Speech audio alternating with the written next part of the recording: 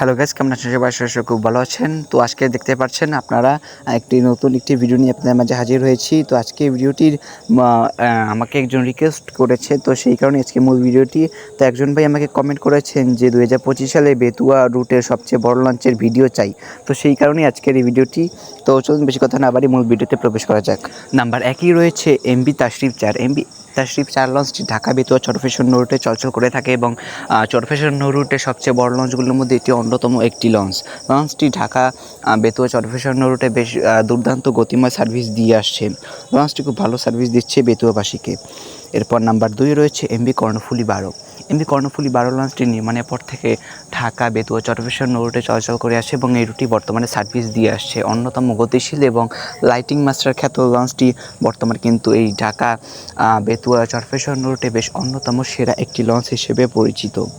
এরপরে আমাদের রয়েছে এমভি টিপু 13। এমভি টিপু 13 লঞ্চটি নির্মাণের পর থেকে ঢাকা বেতুয়া চরফ্যাশন রোডে চলাচল করে আসছে এবং লঞ্চটি বেশ অত্যন্ত বিলাসবহুল একটি লঞ্চ ঢাকা বেতুয়া চরফ্যাশন রুটে, এবং এই রুটে বেশ অন্যতম সেরা একটি লঞ্চ বলা হয়ে থাকে এই লঞ্চটিকে। টিপু বহরের দ্বিতীয় বৃহত্তম লঞ্চ হচ্ছে এমভি টিপু 13 লঞ্চটি।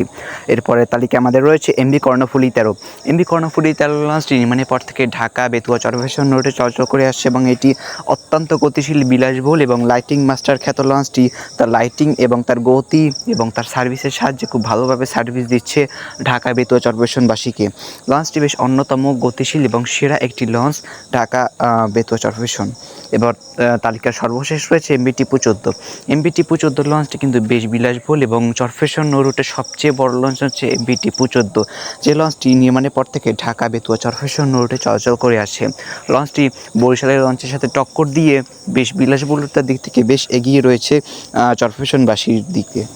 তো এভরিওয়ান, আজকের ভিডিওটি এই পর্যন্ত। ভিডিওটি কেমন হচ্ছে অবশ্যই কমেন্ট করে জানাবেন। তো আপনাদের কারো যদি কোনো প্রশ্ন থেকে থাকে অবশ্যই আমাকে কমেন্ট করে জানাবেন, আমি সেই টপিকে ভিডিও বানানোর চেষ্টা করব। সবাই ভালো থাকবেন, সুস্থ থাকবেন। খোদা হাফেজ, আসসালামু আলাইকুম।